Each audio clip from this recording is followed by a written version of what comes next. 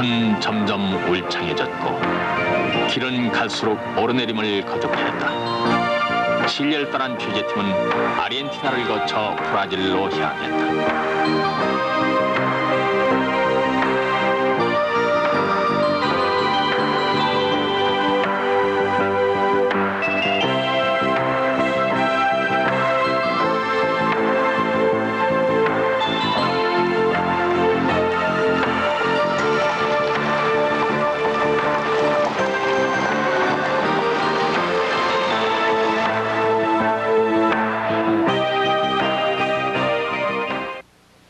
올라갑니다. 자, 밀고 올라.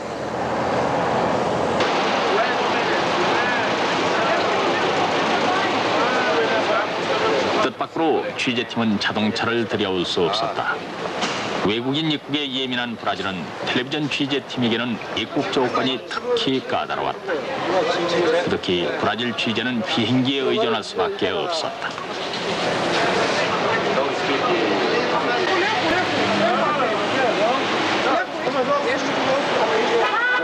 이거 가져오시고, 스포츠 감독, 이건 영수.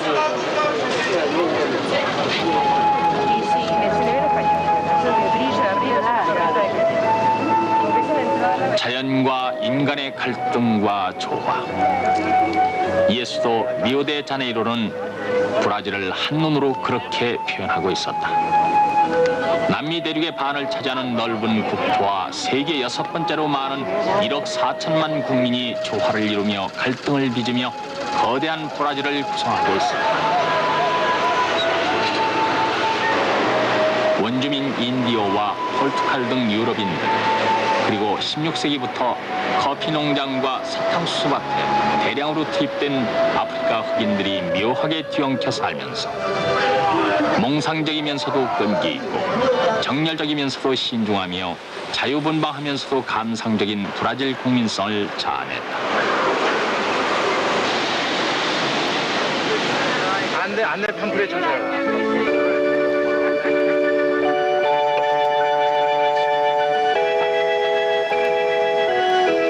신은 브라질 편이다.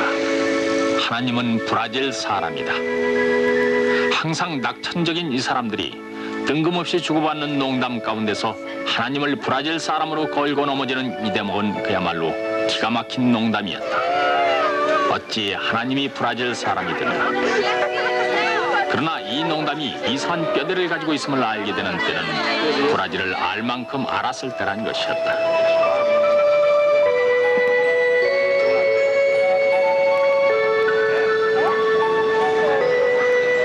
저희 세계를 달린다 KBS 특별 취재팀이 아르헨티나를 떠나서 이곳 브라질의 리오데자네이로에서 제일 처음 만난 것은 아이러니하게도 바로 굳게 잠긴 상점에 잠을 새었습니다. 리오데자네이로 하면 세계적으로 널리 알려진 미항으로서 평소에는 많은 인파가 박을대는 그런 유흥도시인 것입니다. 그러나 지금 한참 일할 이 한낮 시간에 이 거대한 공룡과 같은 도시의 시민들은 거의 모습을 찾아볼 수가 없습니다. 지금 보시는 바와 같이 대부분의 상점들은 모두 문을 내렸고 오가는 행인들의 인적은 사뭇 한산합니다. 자, 그렇다면 이 거대한 도시의 시민들은 모두 어디로 갔을까?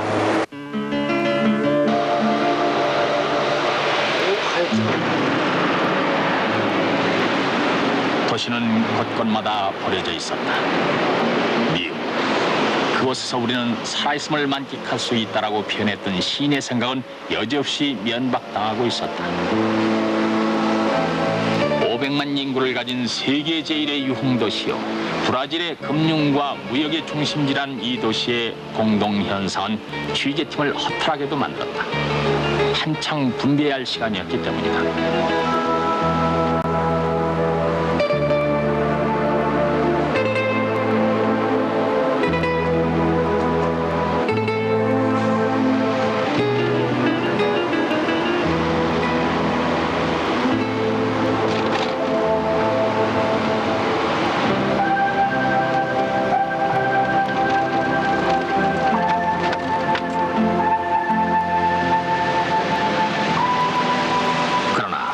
도심을 벗어난 도로에서 도시를 탈출한 차량의 무리를 만날 수 있었다. 재난을 피해서 떠나는 사람들처럼 그 길은 어지럽기만 했다. 사고로 뒤집혀진 트럭 뒤에는 깨진 유리병들이 뒹굴고도 있었다.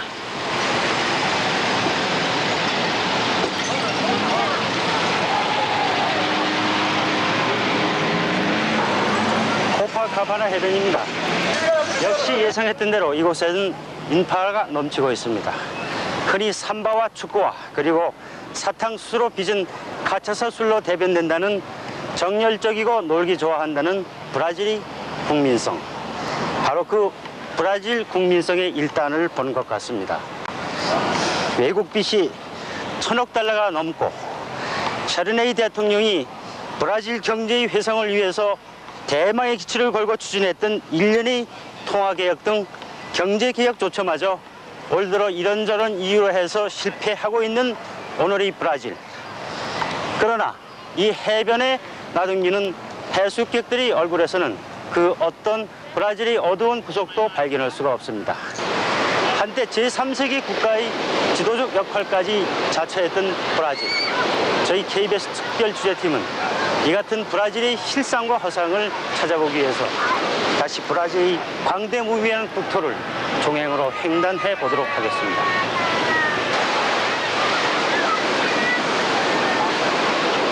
시인의 말이 옳았다. 과연 리오에서 사람들은 살아있음을 만끽하는 것이. 도시는 온통 비어둔 채로 모두들 벌거숭이로 되돌아가서 그 유명한 코파카바나 해변을 더욱 유명하게 만들고 있었다.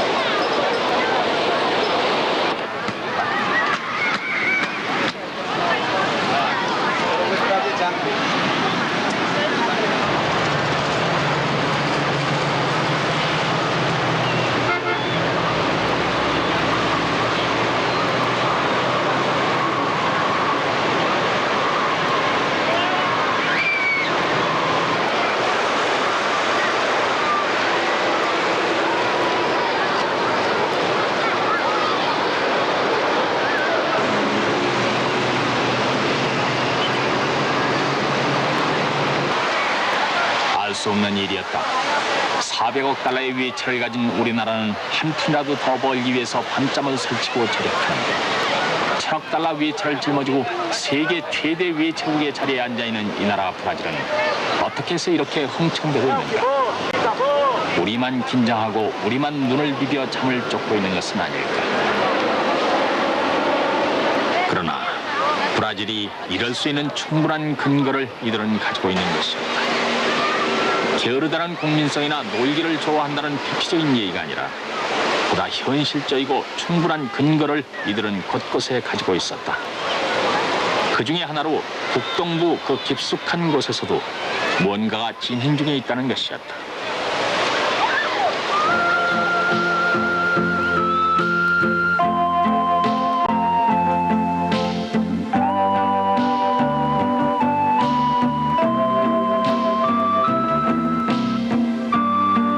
브라질은 참으로 넓은 나라였다. 동서와 남북은 서울과 부산의 10배가 되는 4,300km. 그 넓이는 남한 넓이의 86배나 되는 850만 평방킬로미터다. 브라질은 이 국토를 한 개의 연방구와 3개의 직할구 그리고 23개 주로 나눠서 관리하고 있다.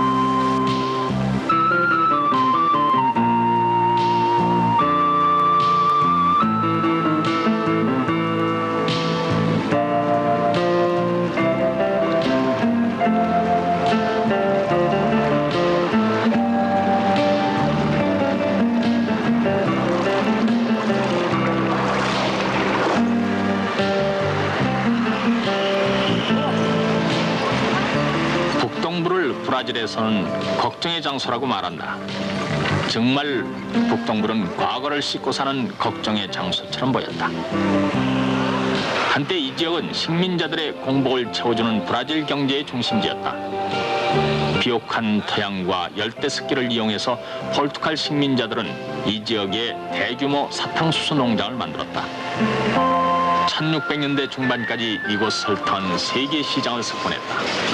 당시 이 지역 도시 살바도르가 브라질의 수도였을 만큼 이 지역의 위세는 당당하고 화려했다. 그러나 지금 이 땅은 국민의 30%가 거주하면서 문맹률이 50-60%에 신생아의 60%가 한 살도 못 돼서 목숨을 잃을 만큼 뒤처진 지역이 되어버렸다. 피임기구가 없어서 한 가정에 17의 자녀가 바글거리기도 하고 사생아가 300만 명이라는 통계도 있다.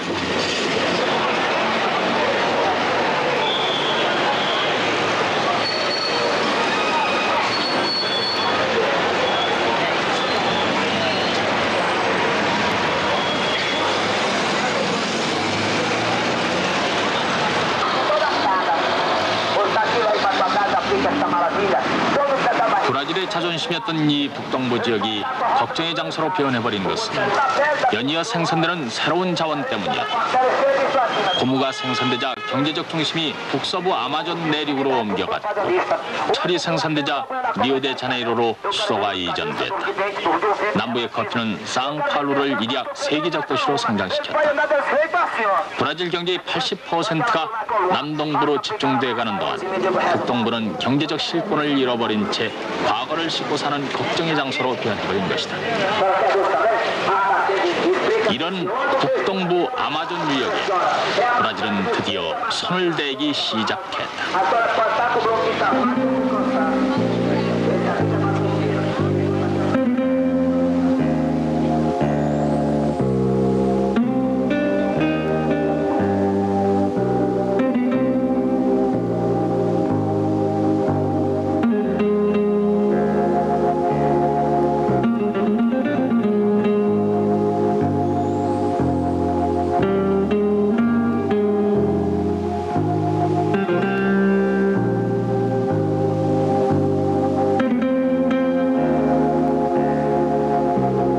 일초에 15만立方리터의 물을 흘리며 지구에 있는 깨끗한 물의 4분의 1을 공급하는 아마존강. 지구를 둘러싼 산소의 3%를 뿜어내어 지구의 허파로 존재하고 있는 아마존 유역.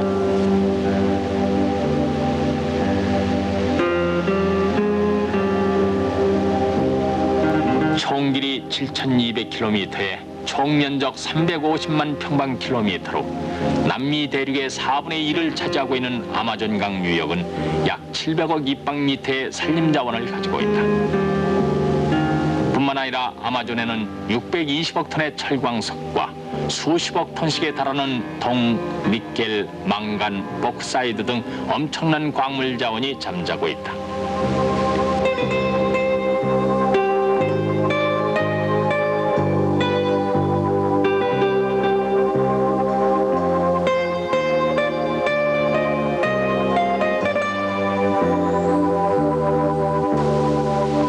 아마존강에는 또 72종족 350만 명의 인디오가 마야나 잉카와 같은 고유 문화를 갖지 못한 채 태어난 그대로의 원시 생활을 하고 있으며 2,000종의 물고기, 3만 종의 곤충, 포유동물들이 녹색의 지역 아마존강의 분위기를 특징 지어준다.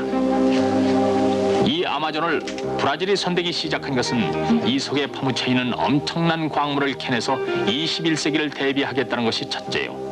그런 과정에서 브라질의 지역 간 격차를 해소하겠다는 것이 두 번째 목적이다.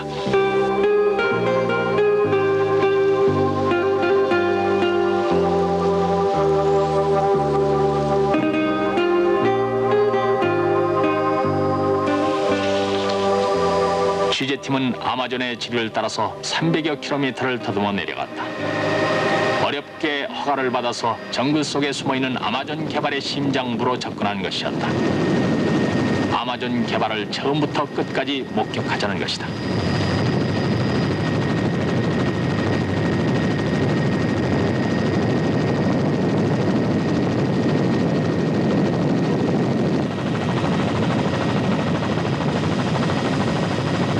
물보라가 보였다.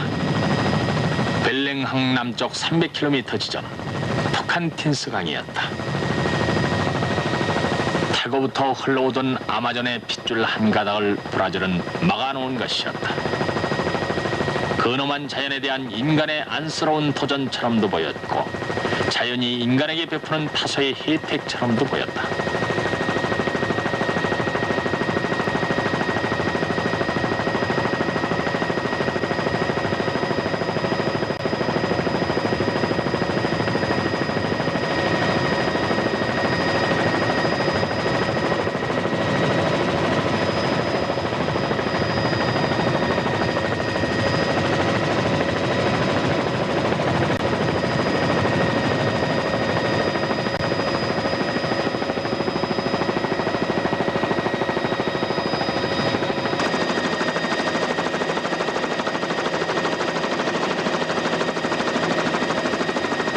브라질이 아마존에 매듭을 지은 것은 엄청난 광물 자원을 캐낼 전력을 생산하고 중앙고원에서 대서양까지 2200km의 대운하를 만들어서 아마존 유역을 발전시킨다는 치밀한 계획에 의한 것이었다.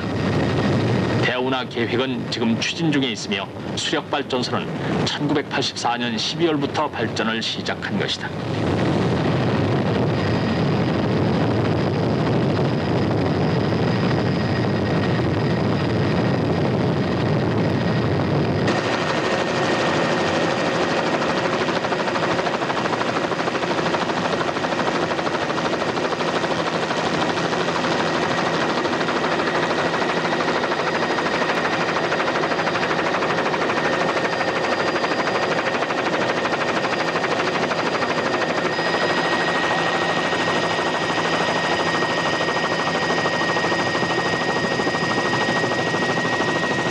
(10여) 년의 공사 끝에 건설된 이 뚜꾸루이 발전소는 현재 800만 킬로와트의 전력을 생산하고 있다.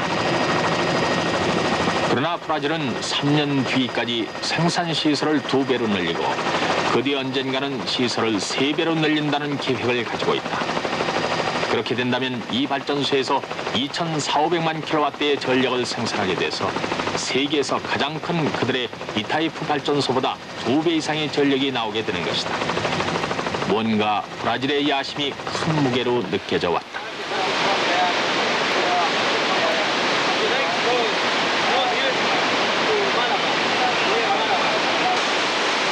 브라질의 야심은 여기 뚜꾸루이에서 끝나지 않는다. 이들은 지금 아마존의 엄청난 물에서 눈을 떼지 않고 있는 것이다. 지형적인 조건을 봤을 때 수력발전소로서 아주 마땅한 것 같다고 생각이 됐습니다만 앞으로 이와 같은 규모의 수력발전소를 더 건설할 계획은 없으신지요? Em torno de umas 20 a 25 usinas na bacia do Araguaia. 우리는 24 내지 25개가량의 수력 발전소를 더 건설할까 연구하고 있습니다. Em torno de 20 a 25 아마존에는 상상할 수 없을 만큼 부존 자원이 많기 때문에 무진장한 전력이 필요합니다. 우리는 1000만 내지 2500만 킬로와트의 전력을 더 생산할 수 있을 것입니다.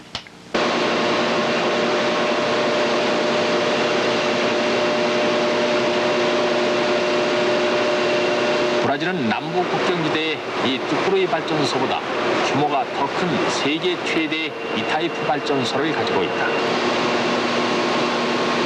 그러나 브라질이 이 뚜꾸루이 발전소에 더 많은 집념과 의욕을 가지는 것은 이타이프 발전소가 브라질, 아르헨티나, 파라과이 3개국 공동 관리인 데 반해서 이 댐은 브라질이 독자적으로 소유하고 있다는 점과 그보다 중요한 또 한 가지 이유는 이 발전소가 더 많은 이익을 가져다 줄 것으로 믿기 때문이다.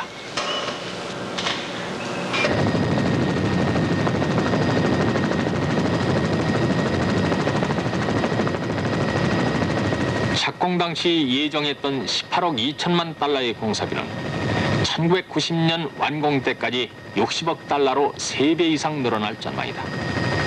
발전소 건설에 참여하고 있는 6만 명의 공사 인부를 위해서 임시 도시 하나를 건설하는 데도 무려 26억 달러가 투입됐다. 10여 년간 사용될 일회용 도시를 만드는데 우리 돈으로 2조 원이 들어간 셈이다. 엄청나게 큰 국토는 다스리는 데도 엄청난 돈을 쓰게 만들어서 브라질의 위치가 세계 1위를 차지하는 이유의 하나로 작용하고 있었다.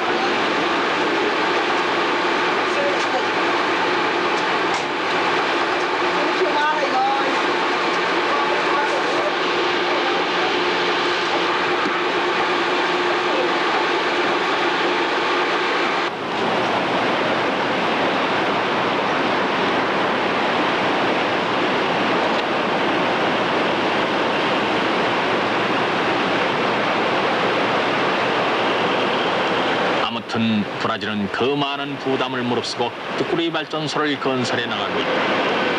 그 강한 집착은 아마존에 잠자고 있는 무진장한 자원을 캐내는 데 전력을 제공한다는 것과 그 과정에서 중부 밀림 지역을 발전시킨다는 것이다.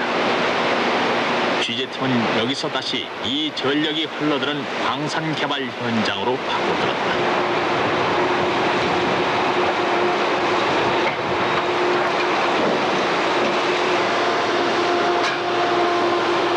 당신은 브라질 편인 것 같았다. 과연 하나님은 브라질 사람만 같았다. 브라질 편 하나님이 산맥 하나, 산 전체를 온통 광석으로 만들어 브라질에 내려놓은 것 같았다. 감히 하나님의 국적을 운운하던 이들의 농담을 이제야 드디어 이해할 수 있었다.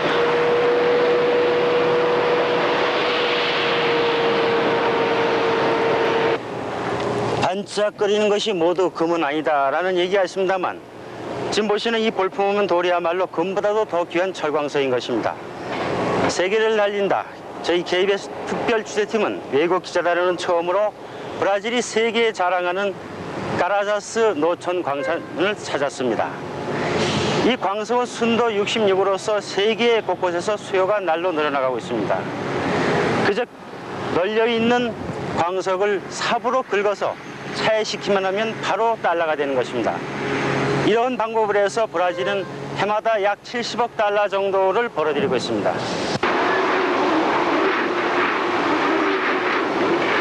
벨랭 남쪽 550km 지점에서 파들어갈 필요도 없이 그냥 떠내기만 하면 달러가 되는 카라자스 노천 광산은 세계가 400년을 쓸 수 있는 180억 톤의 철광석을 쌓아두고 있는 것이었다. 산 전체가 철광석 덩어리였다. 철과 망간, 니켈과 주석, 구리, 버크사이트 그리고 금 등의 광석을 보유하고 있는 이 광맥은 동쪽으로 더듬을수록 더욱 더 많은 매장량이 있을 것으로 판단되고 있다. 산은 붉고 돌은 반짝였다.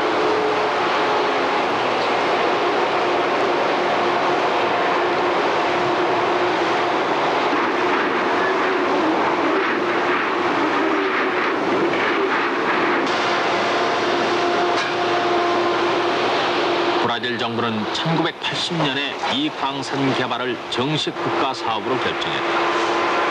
브라질 국영광업공사 CVRD가 맡아 추진하고 있는 이 광산 개발 사업은 1990년까지 10년에 걸쳐서 기반을 다지게 된다.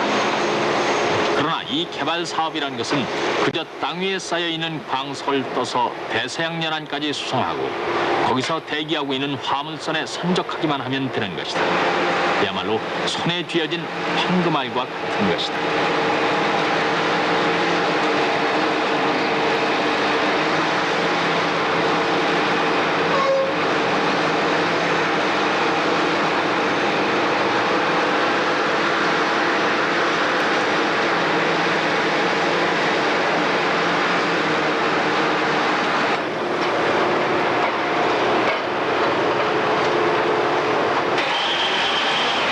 한 대에 170톤을 담을 수 있는 덤프트럭과 높이 15m의 채굴기들이 쉬지 않고 움직이면서 작년부터 1년에 1,500만 톤을 떠낸다.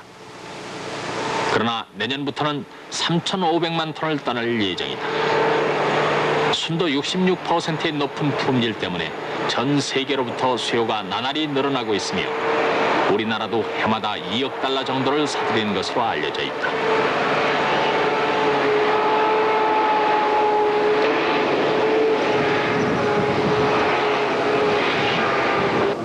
For CVRD, it's important to have a continued and new work from our company. From Brazil, it's very important. 옛부터 이 지역 주변에는 망간이 아주 많이 있어서 망간 탐사가 1930년부터 시작됐었죠. 바로 이 광산 자리는 망간 탐사 헬리콥터의 재급유소가 있던 곳이었습니다. 왜냐하면 풀이 거의 자라지 않아 하늘에서 보면 벌거숭이 산으로 찾기가 쉬웠으니까 말입니다.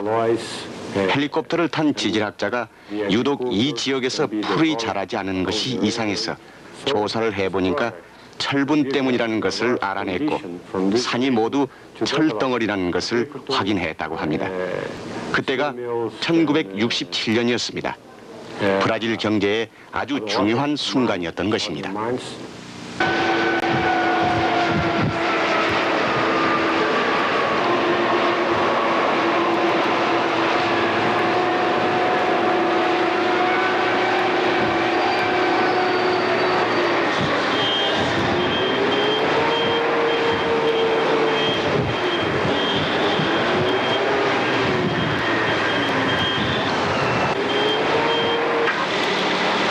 브라질은 앞으로 뚜꾸레이 발전소가 완공되면은 철광과 기타 광물을 직접 재련해서 부가가치를 높일 목적으로 재련소를 건설해 놓았다.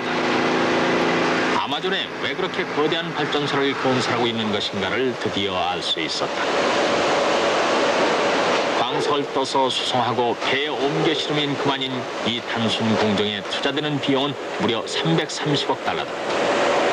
전인 미답의 내륙 지방에 수송로를 만들고 그 끝에 수출항을 건설하는 데 엄청난 비용이 드는 것이다. 여기에 브라질의 고충이 있고 야심이 있었다.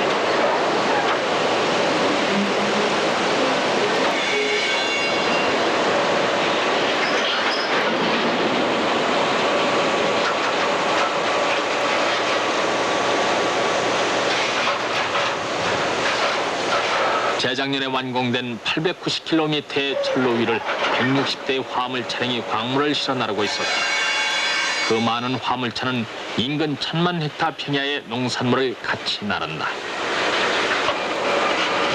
발전소와 광산과 철로와 수출 항구로 이어지는 이러한 연계체제는 드디어 브라질이 오랫동안 노려왔던 내륙 개발을 실현시켜주고 있었다.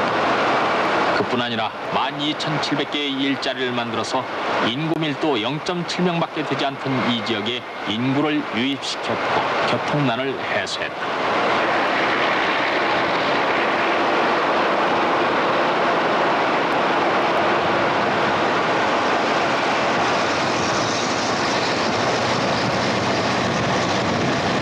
(890km에) 이르는 카라자스 철도는 상루이스에서 끝난다.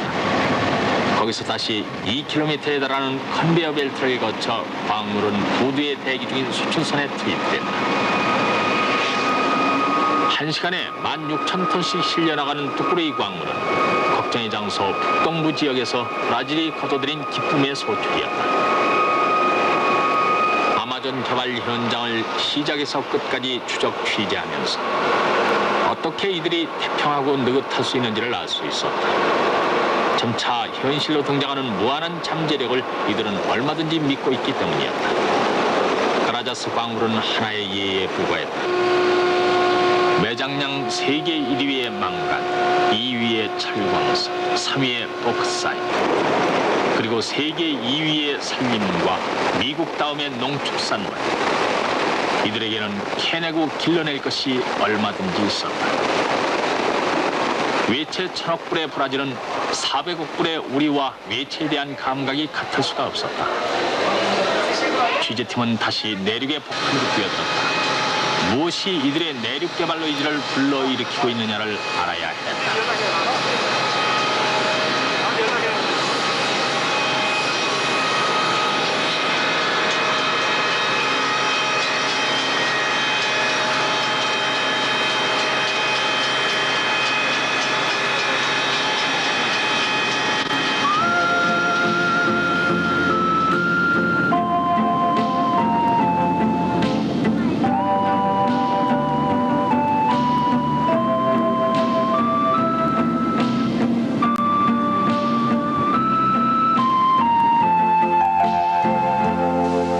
황무지 고원 위에 도시가 있었다.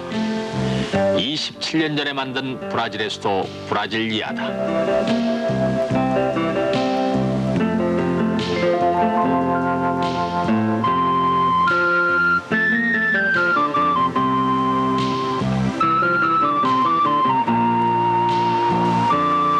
최초의 21세기형 도시로 불리우는 브라질리아는 우선 도시 구조부터가 의도적임을 알 수 있었다. 도시는 완전히 비행기의 모양을 본뜬 것이다.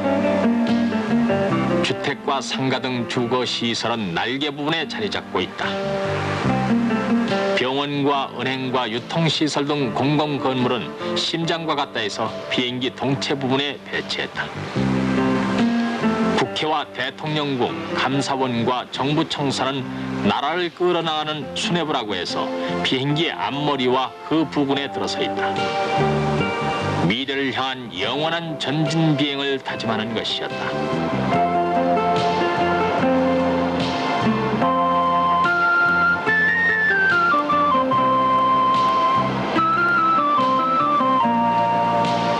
브라질은 이러한 1억 4천만 인구의 80%가 대서양연안에 모여 살면서 막연히 북미와 유럽을 동경한다. 그들의 반 이상이 20세 미만의 젊은이들이다. 이들에게 희망을 줄 새로운 그 무엇이 필요했다. 반면에 국토의 대부분인 깊숙한 내륙 땅은 무진장한 자원이 잠자고 있고 인구 밀도 한 사람이 되지 않는 땅이 반이 넘었다. 이런 필요 조건, 저런 충분 조건으로 브라질은 수도를 내륙으로 이전할 것을 결정했다. 대서양연안에서 1000km, 옛 수도 리오데자네이로에서 900km 떨어진 깊숙한 내륙 황무지에 4년 동안 공사 끝에 기하학적 무늬의 수도를 만들었다.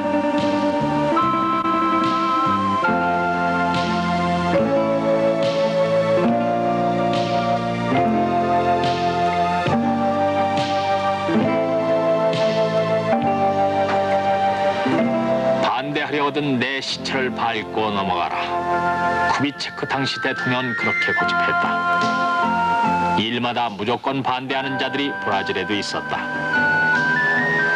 머지않아 차원 높은 이 나라의 중심지가 될 이 단단한 중앙고원에서 다시 한번 눈을 들어 내일을 바라보자. 대통령은 그렇게 설득하며 새 수도 건설을 추진했다. 쿠비체크 대통령은 무리한 의혹으로 외채를 누적시키고 물가 상승을 폭발시켰다는 비난을 들으면서도 1960년 4월에 마침내 수도를 브라질리아로 옮겼다. 이 단단한 중앙고원에서 다시 한번 눈을 들어 브라질의 내일을 바라보기 위함이었다.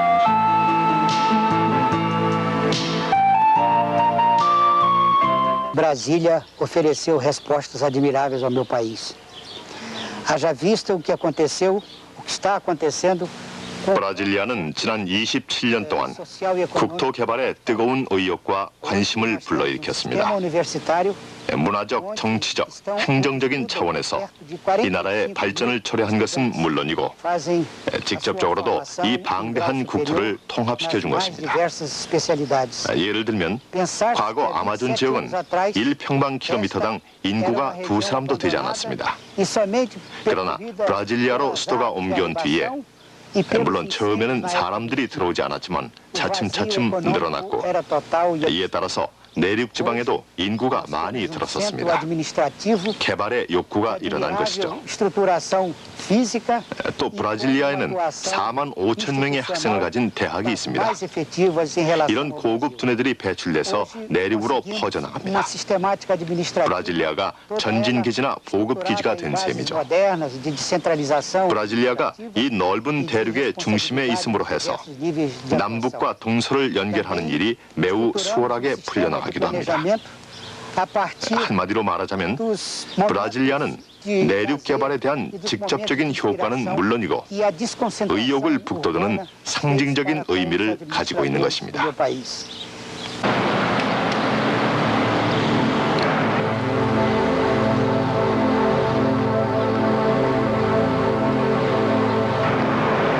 환상의 도시다. 새로운 문명의 첫 도시다. 창세기의 지구와도 같은 창조적 도시다. 이 도시가 가진 균형과 외형에 대한 이런 찬사가 아니더라도 브라질리아가 건설됨으로써 아마존강 유역 벨랭에 이르는 3천여 킬로미터의 내륙도로가 건설됐고 서쪽 안데스까지 그리고 동북으로 뻗는 환상도로들이 지금 새롭게 추진되고 있다. 물론 세수도 브라질리아가 외채를 누정시켰다는 지적이 있다.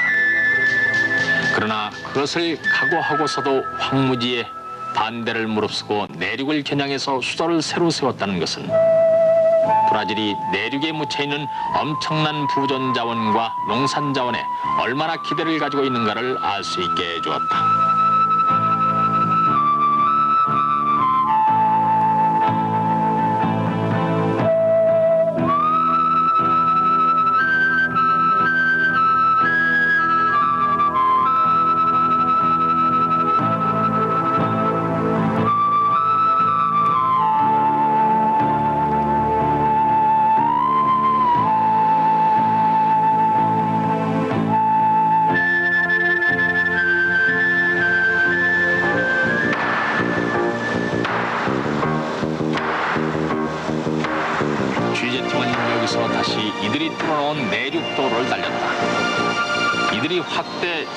생산할 농산 자원의 잠재력이 얼마나 되는가를 눈으로 보고 싶었다.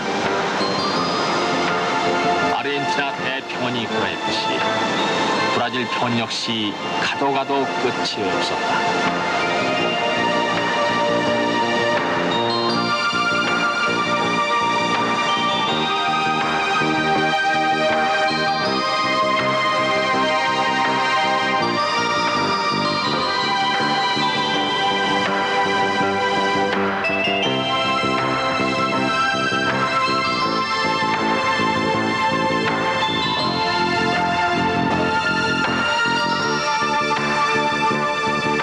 (70여 개) 회사를 가진 OK그룹의 농장은 간선도로 인근에 자리 잡고 있었다.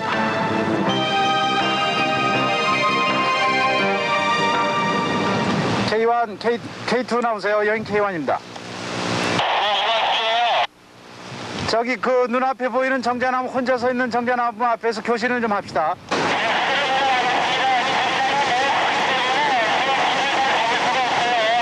K2 나오세요. 지금 뒷차가 고장인데 그냥 필요 없이 그냥 2대만 오세요. 가능한 대로.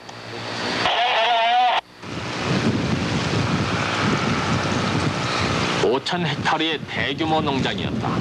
사방의 거리가 18km. 우리로 치면 50리나 된다. 얼마만큼 넓은가를 짐작조차 할 수 없었다. 평야나 다름없는 이 방대한 농장에서 오로지 콩 하나만을 생산하고 있었고, 농장주는 이렇게 큰 농장을 2개나 더 가지고 있다는 것이었다.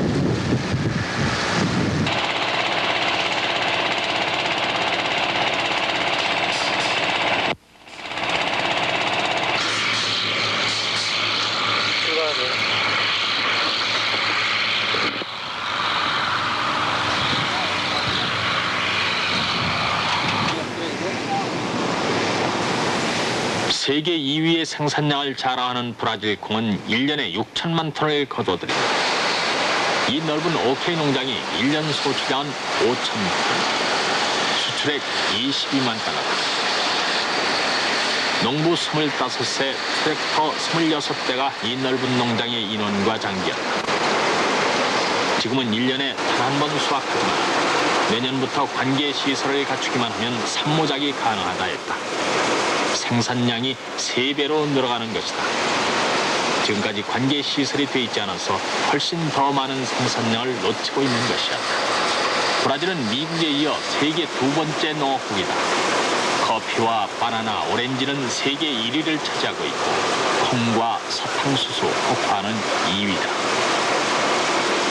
엄청난 생산지인 서부 내륙은 수송로가 없어서 농산물 80%만 동부 도시에 수송되고 그 나머지는 그대로 썩어가고 있는 실정이다. 오히려 싸게 먹히는 것이 수입품이다. 불비한 수송수단과 영농기술만 해결할 수 있다면 브라질 농산물은 급속도로 무기가 될 가능성을 가지고 있었다. 콩, 브라질 콩이 20년 만에 세계 2위로 불쑥 치솟은 것이 그 대표적인 것이다.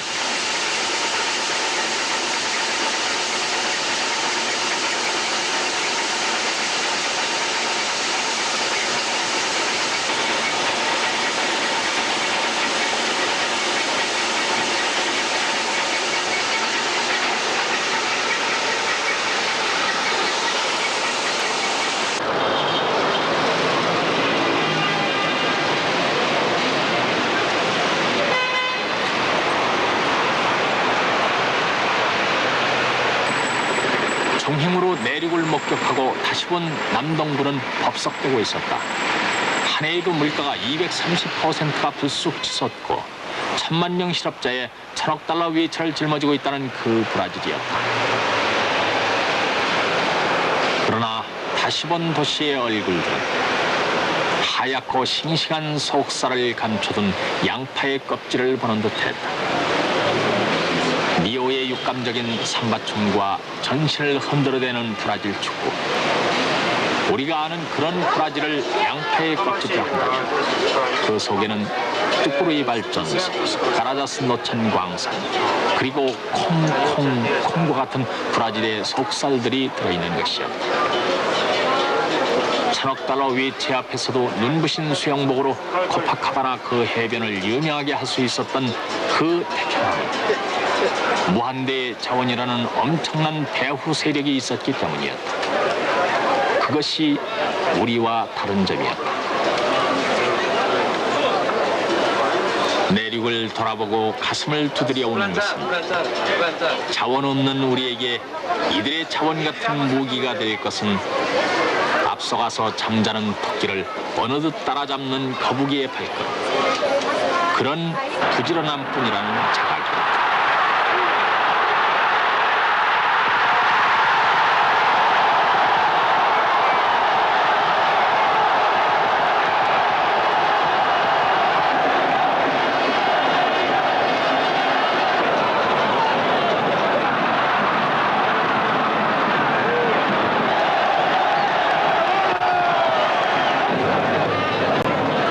축구의 나라 브라질, 삼바의 나라 브라질. 우리가 아는 브라질의 축구와 삼바 같은 것은 믿을 것이 있는 자들이 즐기는 몇 가지의 여유와 같은 것이었다. 신은 브라질 편이다. 그리고 하나님은 국적이 브라질이다. 이곳 사람들은 공공연히 그렇게 주장하고 있습니다만 세계를 날린다 저희 KBS 특별 출팀이 브라질을 종단하면서 느낀 것은 바로 그와 같은 것이 결코 자만만은 아니라는 사실을 확인할 수가 있었습니다. 드넓은 국토, 그리고 아직도 10%밖에 개발하지 않고 있는 이 현실. 언젠가 이들이 국가적인 단합과 국민적인 자각으로 깨어나서 크게 일어설 경우 세계의 질서는 다시 한번 크게 출렁거릴지도 모르겠습니다. 국토와 자원은 결코 재생산될 수 없다는 이 엄연한 현실 앞에서 기자는 문득 지구의 저편 한끝에 두고 온 아득한 조국을 한번 생각해보지 않을 수 없습니다. 그리고 그 감에는 상당히 착잡합니다. 생존의 조건은 무엇일까? 그 대답은 지극히 자연스러울 수밖에 없습니다. 그리고 그것은 바로 생존의 조건을 위한 우리들 모두의 새로운 각오와 자각이라는 바로 그런 점인 것입니다.